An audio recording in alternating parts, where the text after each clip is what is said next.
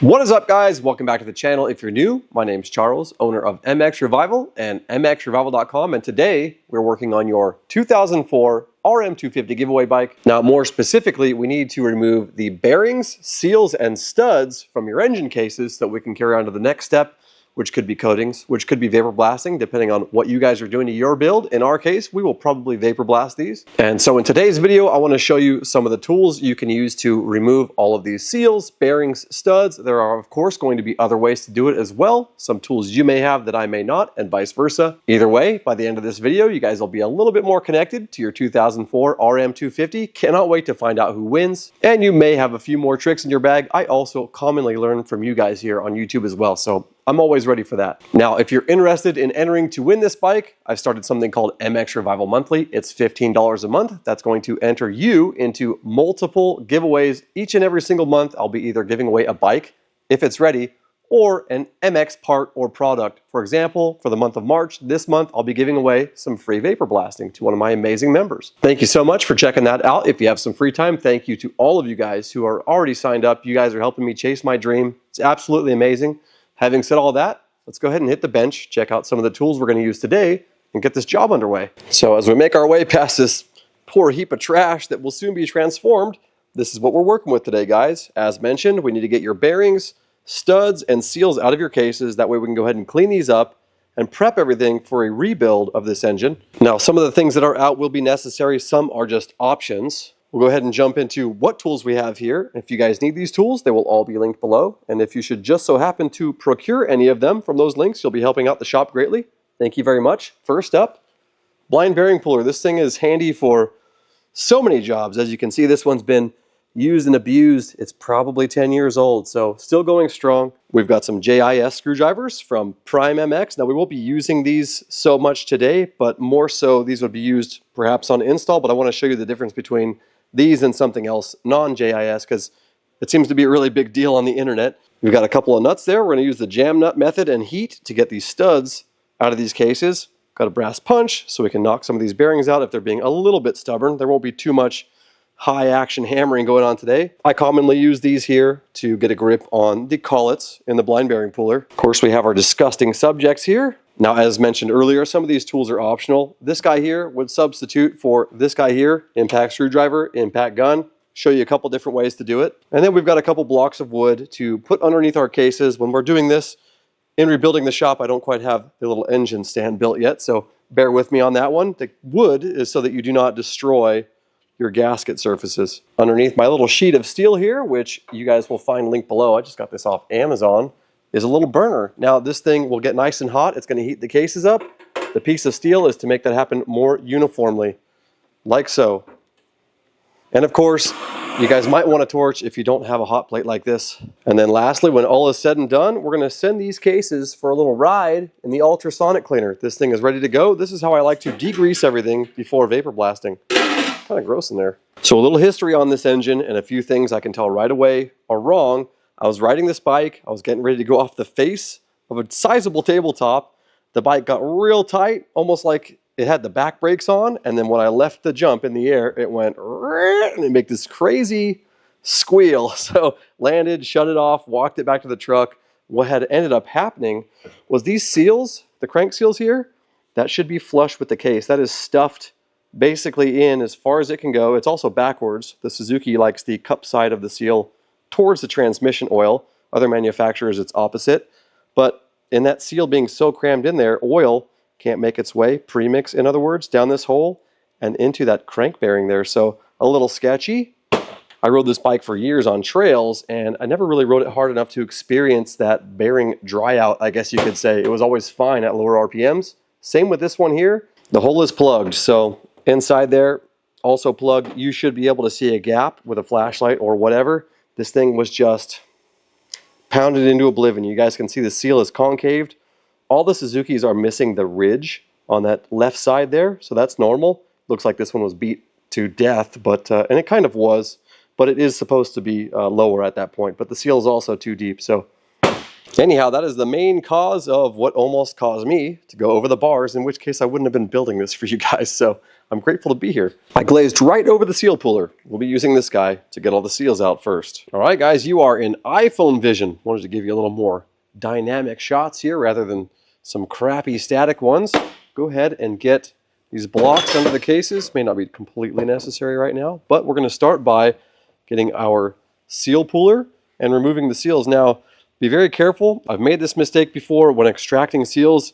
If you dump this thing too far into the seal, you can actually rip and scathe into the aluminum case. So you'll only do it once, just like me, and you'll never do it again. Also, when you install this into the seal and you start to pry, you want to be kind of careful of what you're prying against, because you can mar that up too.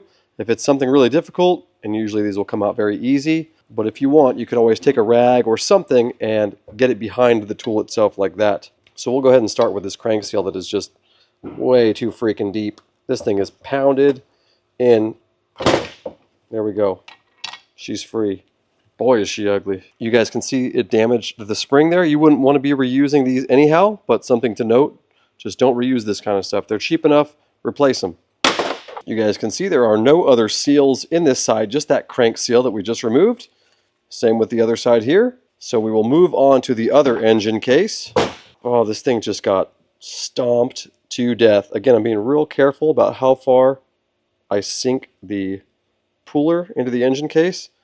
Oh man, look at it, it's like loaded with debris. That's pretty neat.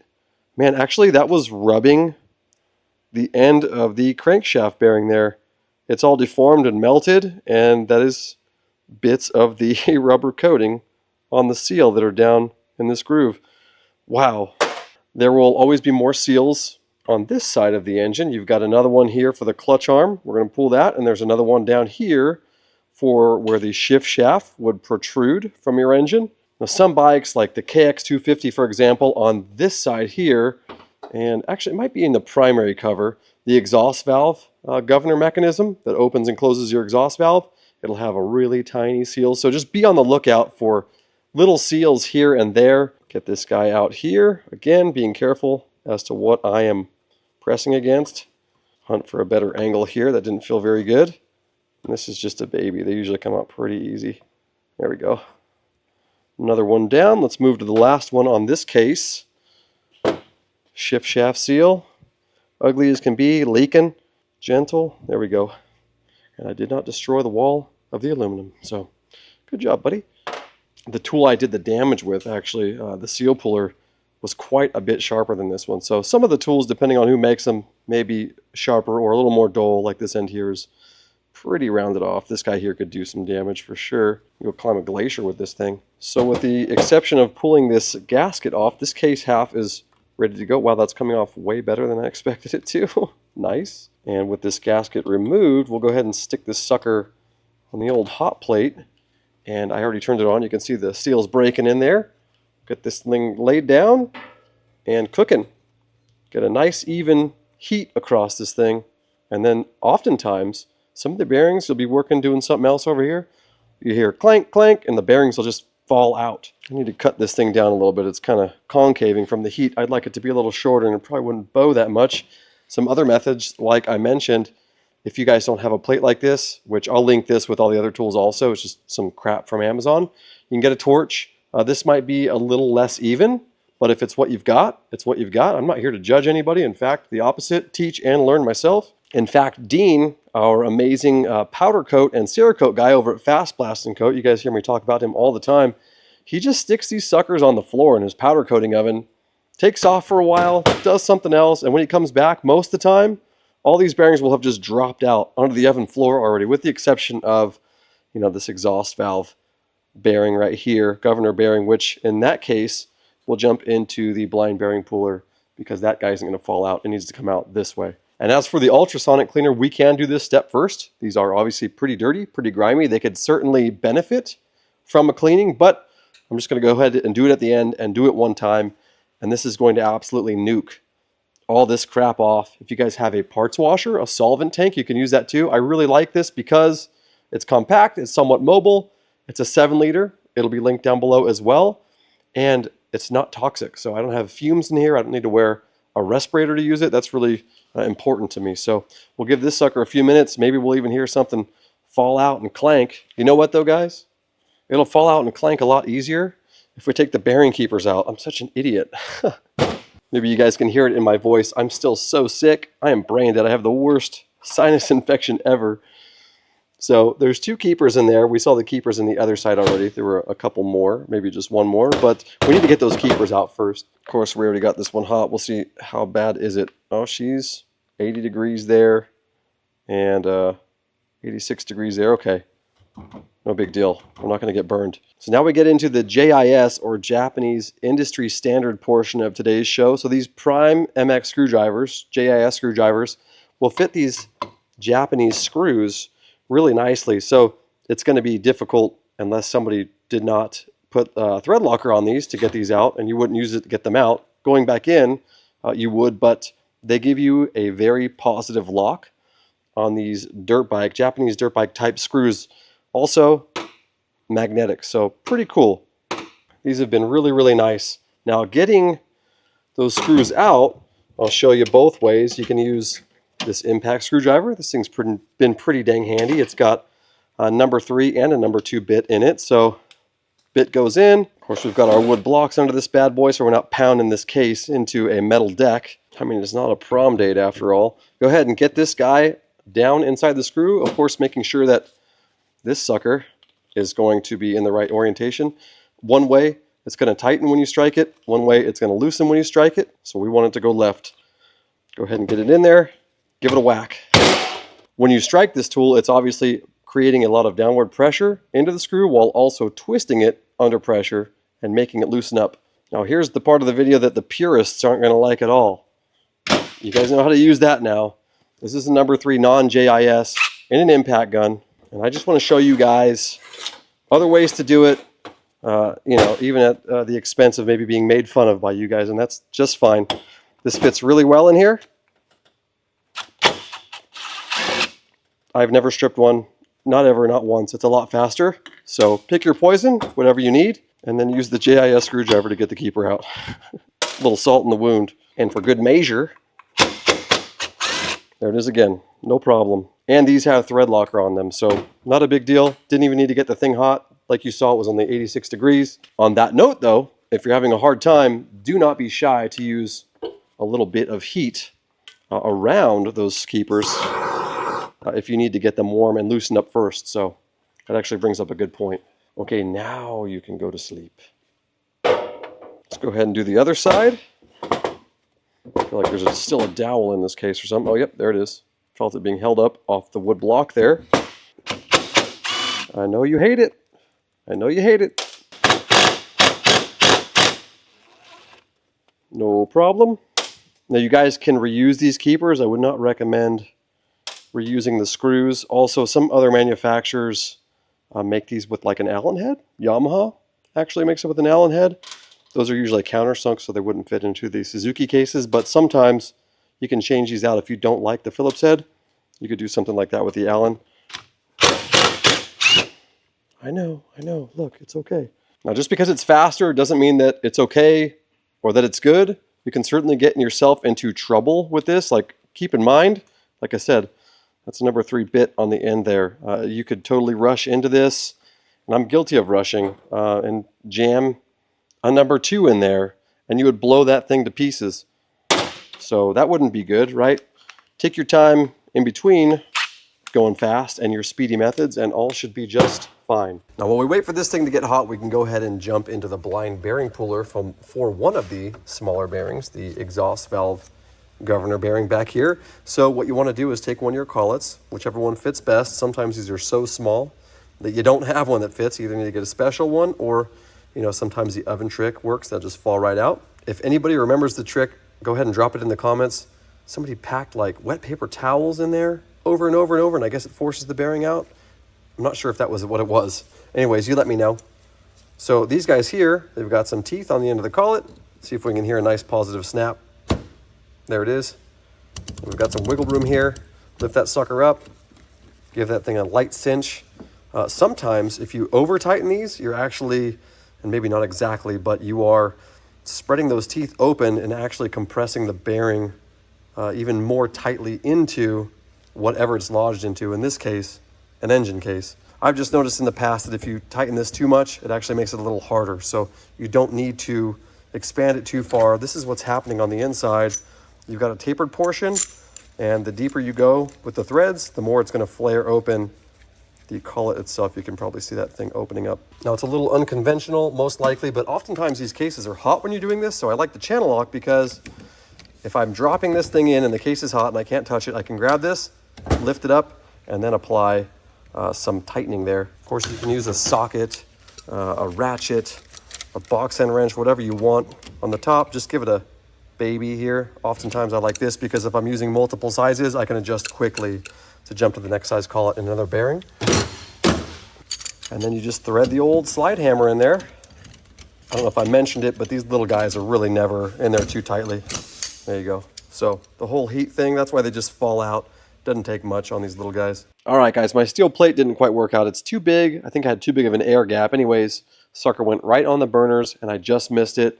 I heard a bearing fall out. So that means she's ready. There it is, transmission bearing. Now we're on the blocks. I need to get myself a welding glove or something like that, and we can go ahead and start tapping these suckers out. Nice and smooth, light. See you later. That was that was a transmission bearing, output shaft. There goes the crank bearing. Now we're gonna have a shift drum bearing in here still, and we'll get these out of the way. They are hot, be very careful. Dude, that thing is smoked. Look at all that crap in the crank area there from that seal getting rubbed to death. So this is going to require blind bearing pullers.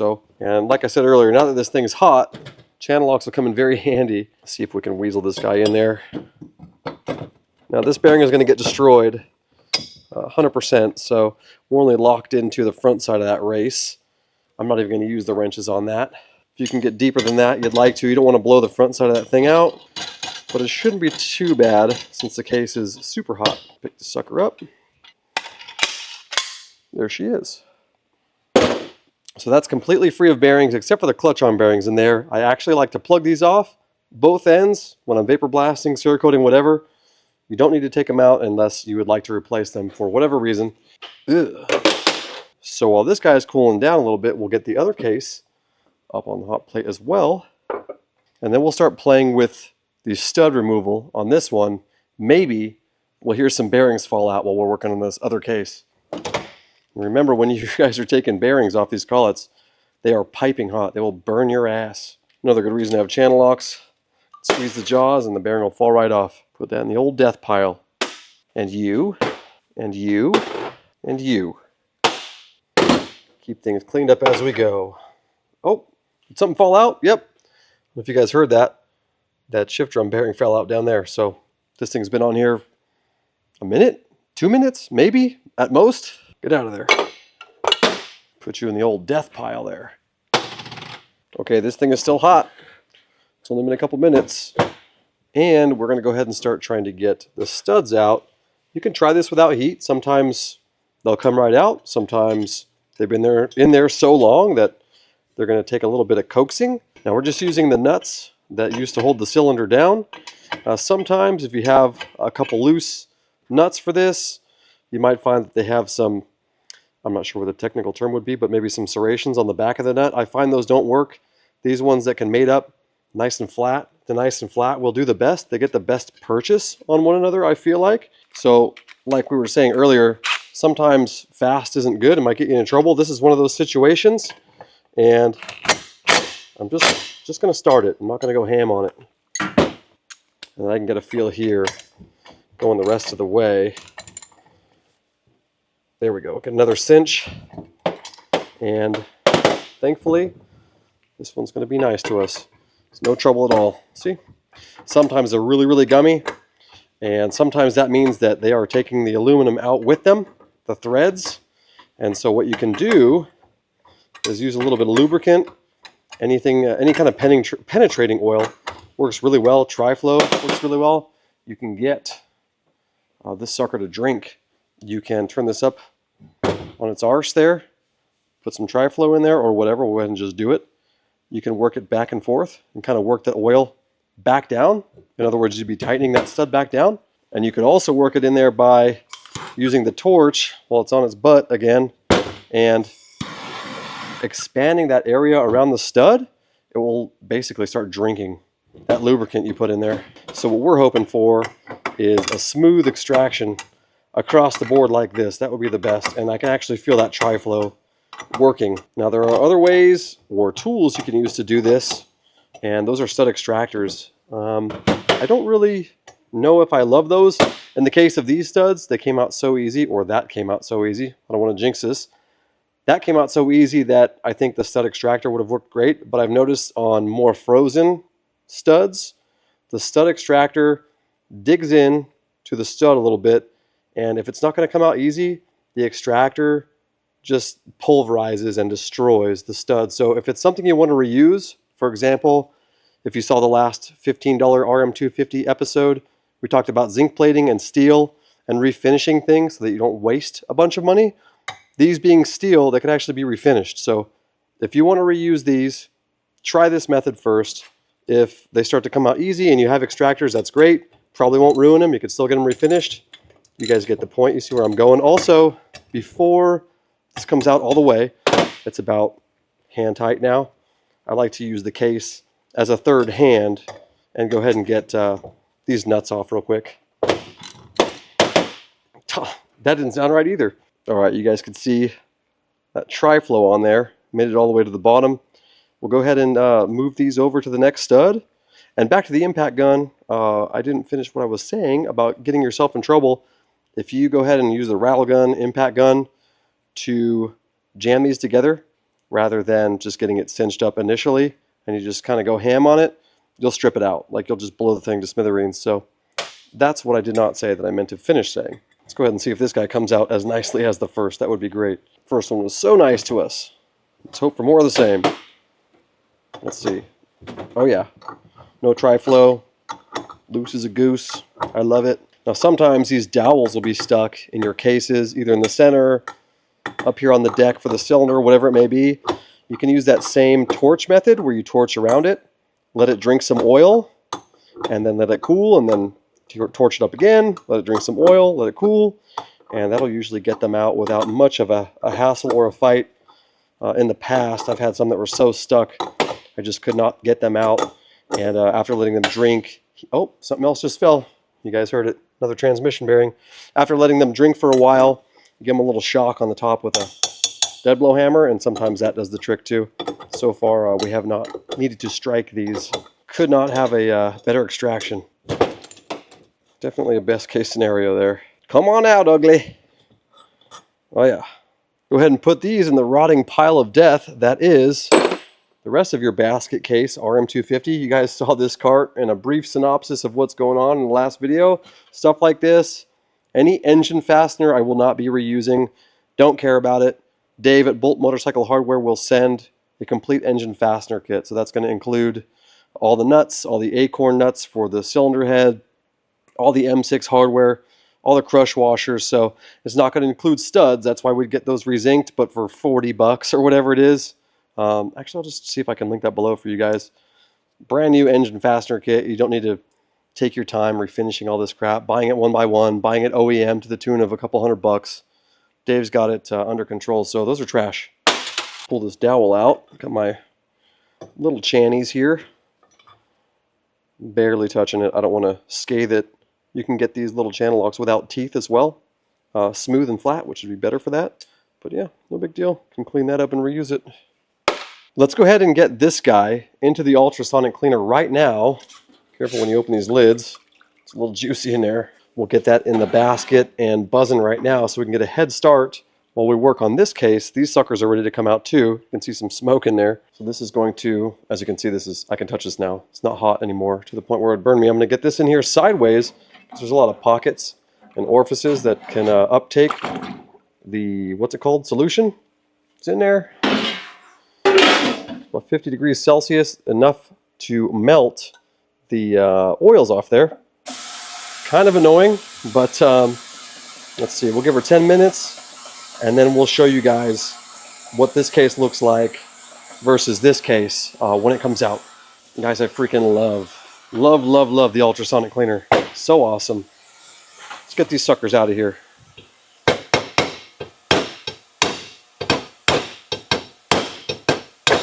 Gone. Gone. That should be it, because everything else already fell out. Empty. So you get a little heat and you're done in about 30 seconds. Very easy, very fun. And look at the smoke coming off that bad boy. Don't touch it. Don't even look at it.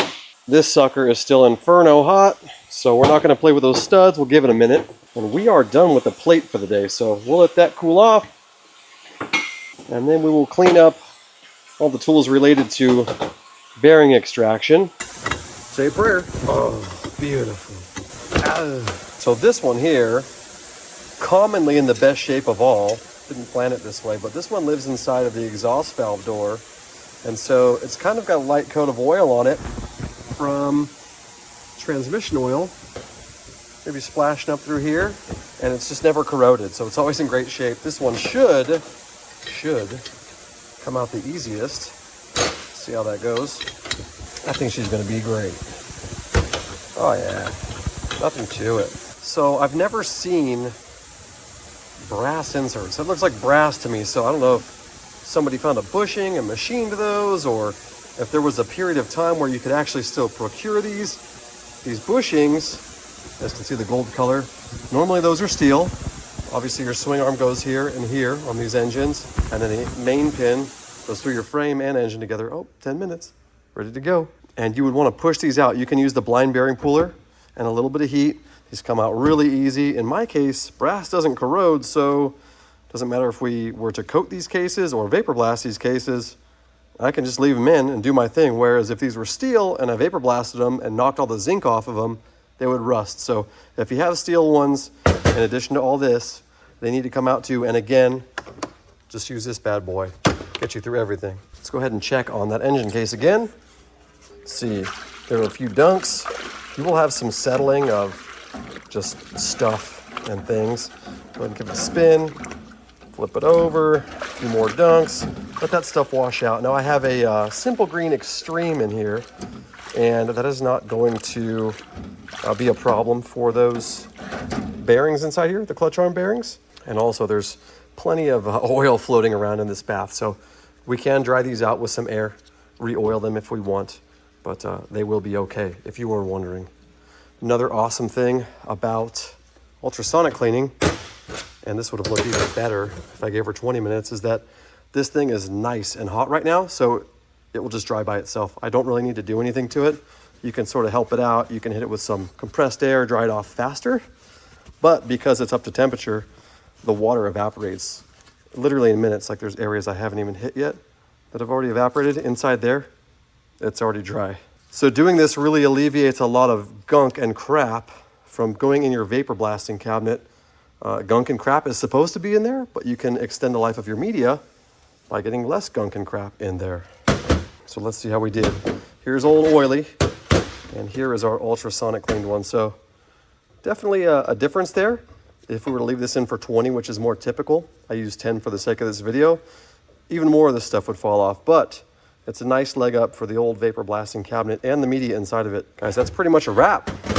Get this guy inside the old ultrasonic, let it do what it needs to do, close this video out. Go to sleep. Hey, out here they call me a little roller. Sorry about that. You guys never seen Universal Soldier where the guy cuts their ears off and makes a necklace? It's just me. Anyway, guys, overall, very pleased with these cases. I hope you liked today's video. I hope it was informative. I hope you learned something. Feel free to teach me something I didn't know in the comments below. I love that. But overall, these cases are in amazing condition. Aside from the little boogered upness right here, they're really great. They're in great condition. They're going to vapor blast up very nice. They're going to be very bright. You guys know I love that. And in closing, that's about as good as it gets. When you take one of these apart, as you guys can see, the studs came out really easily. That was great. The bearings, that's pretty typical. They're not much harder than that ever. So this guy here, the crank bearing that had all the boogers in it from that crank seal just being wedged into it, very notchy. You guys will be able to tell when the bearing is no good. It should be smooth. It should roll freely. You should not be able to feel a bunch of clicks and notches as it makes its way around. So this is the one that gave me the supercharger squeal in the air. Not good. Another thing about bearings, some of them are directional. You guys can see this one's sealed on one end. Typically this would be because it's blocking off oil flow to those clutch arm bearings in the event that the push rod for the clutch is an oil passageway to those bearings themselves. So they seal this off. Just keep in mind that just because something came out a certain way, you don't know if the engine's already been rebuilt. You're going to want to lean on your service manual to make sure they are in the right way, because somebody else could have put it in there backwards before you. So these are some of my next items to purchase as far as engine orders go. I would need all new transmission bearings, new crank bearings, all new seals, gaskets. We'll go ahead and send your cylinder out to Power Seal. It'll come back with a nice bore matched piston that's the proper size for the cylinder. We'll talk to Lukey Boy at Fathead, get a fathead on this thing for you. Talk to Dave, get the engine bolt kit I was talking about. Probably send your transmission out to Cryoheat. Those guys have been amazing when it comes to these bike builds and giveaways. They like to take those in, crack test them, so you can actually find out if your transmission is bad before you go through the hardening and micro polishing process. Really, really cool. And yeah, we're gonna build you a sick little bike here. So guys, thank you so much for watching. Again, I really hope you liked the video. Thank you so much for everyone who made it this far into the video. In fact, I'm gonna give you a little discount code for MX Revival Monthly. It'll take it from 10 bucks a month, 15 bucks a month to 10 bucks a month for an entire year. Checkout code is MX Revival, one word, space OG, MX Revival OG. So you guys get a discount for the full year. Thank you, like I said, for making it this far into the video. I appreciate you. And next time you see this sucker, it'll probably be a different color. Went ahead and picked a color. I'll keep it a surprise for now on your frame. And let's just say we're going vintage. I'll catch you guys in the next one. Thanks for watching. Guess I can go ahead and get rid of these now.